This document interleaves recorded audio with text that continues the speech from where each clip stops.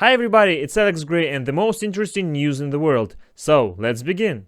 The authorities of Arkhangelsk began to repair the pit on the road in which activists were photographed. But what is interesting that works began after he took this photo and put it on the social network. The money allocated for the repair of this road last year was $230,000, but as you see, the pit is still there. Whether the pit will appear after the new multi-million-dollar works, apparently we will find out only from the social network of this activist Mikhail Shishov. It's so common situation in Russia. I see that every day, that works on the road in Moscow are done every day, almost the whole year. They repair roads again and again. The road is good, there is no damage at all, and they still change the coverage of the road every year. I see that. There is so much corruption in that, but only in Moscow is that way.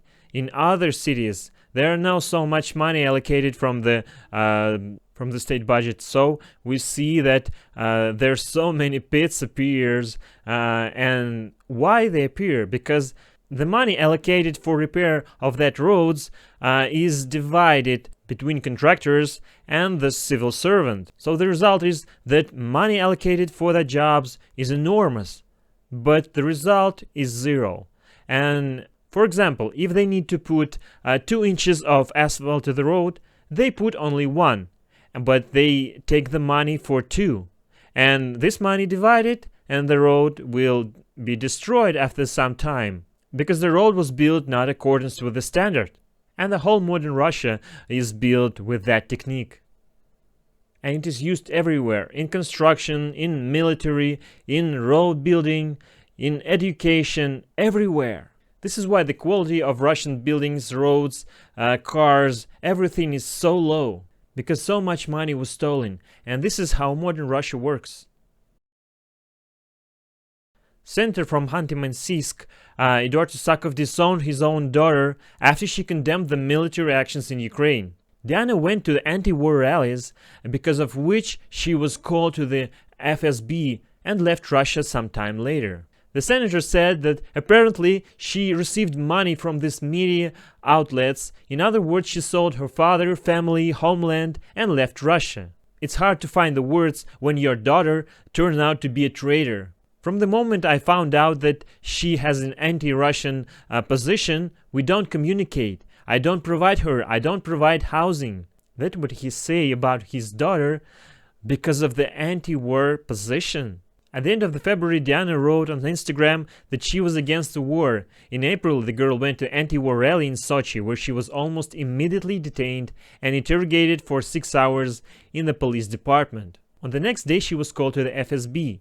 So the information reached her father. So as a result, due to the family pressure, she decided to leave Russia in the summer.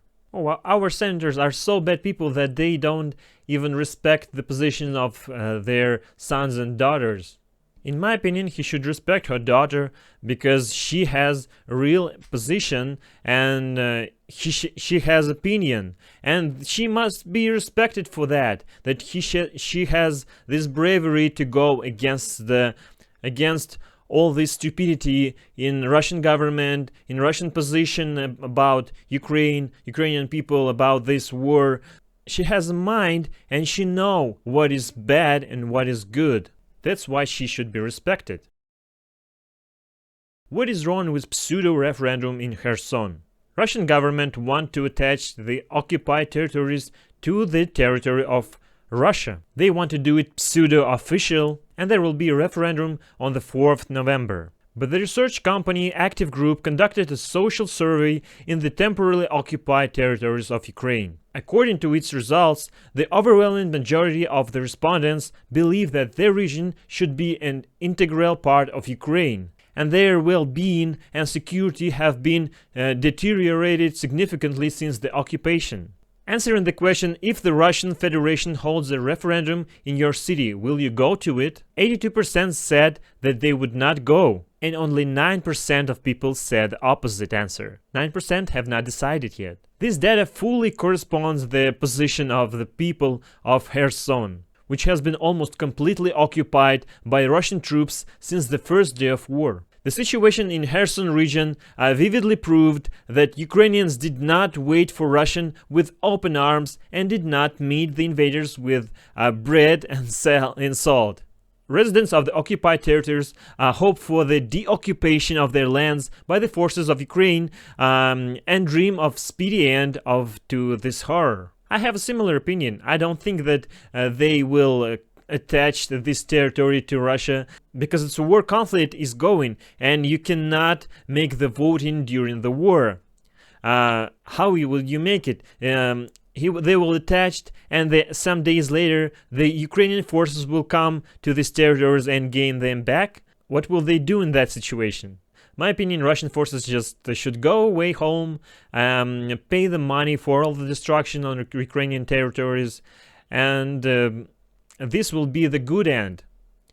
But I don't think that Russia will stop. They don't care how much losses they will suffer in the Russian army. They just want that territories, want this power to show that Russia is a powerful country, but as we see, it's not powerful at all. It cannot defeat the country that is so smaller than Russia and has less people, and the economy is lower, and they still cannot defeat that country. So, as we see, Russia is not powerful at all. And thanks to the Putin and his corruption, they destroy the military, and I don't think that this will be a good end. Hit the like, subscribe for more, comment down below what you think about that. This was Alex Gray, and goodbye.